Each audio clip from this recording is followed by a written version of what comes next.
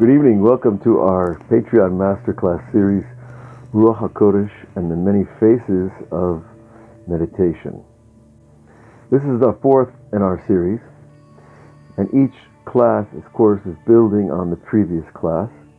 The first class we began with the idea of the knowledge of knowing that one doesn't know, the empty frame, creating the empty space in which to receive. The second class, we dealt with the idea of the pathway of speech, speaking to God, and using our words as a miner uses his pick, cutting through the mountain of the blocks that we have between us and our divine souls. The pathway of speech has many applications in prayer, but also in prayerful meditation.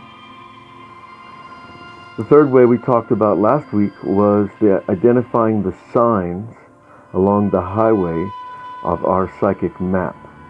The signs, of course, are the blemishes, the deeds, the thoughts, the feelings that we generate in our souls from the fallen places.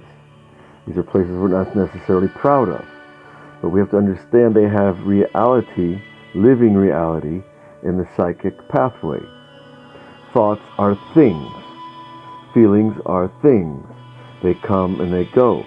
Yet, they leave a trace. And they leave a trace that must be dealt with. But they are our teachers. And that's the beauty of it. Is when we reframe our fallen places as our teachers, we can stand up and do it again. And never give up. And never stop pursuing our Father, the King, the one who loves all of us very much and wants us to enter the palace. He wants us to break through these barriers because that's part of what makes us godlike. He created us in His image in order to be like Him, to overcome evil, to overcome the negativity, and to turn the negativity into a positive thing. And that's what the Baal Shem Tov came to teach us traditionally. To begin with, Chassidut was an attempt to take those fallen places and find the good in them. Because how much negativity can we take before you just, enough of all this?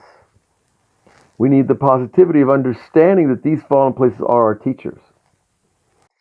Tonight we're going to deal with the idea of how to transform those teachings.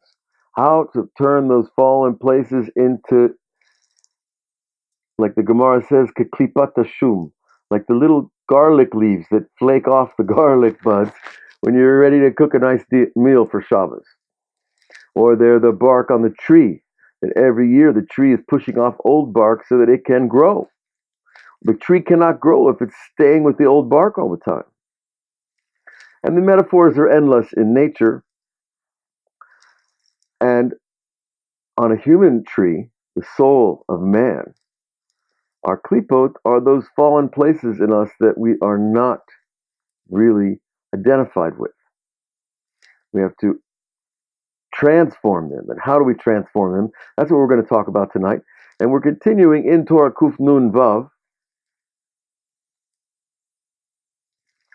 And he teaches us that the main way that we achieve the cleansing of the heart of these fallen places, the cleansing of our resentments, the cleansing of our jealousies, the cleansing of our lusts, all of those things get fixed by one thing: enthusiasm for God, which the Rebbe here calls hamimut belev, the heat in the heart, the desire for the higher thing automatically makes the lower things fall away.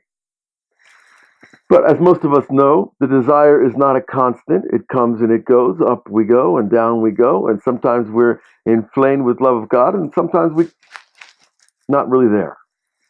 It's okay. That's part of the path.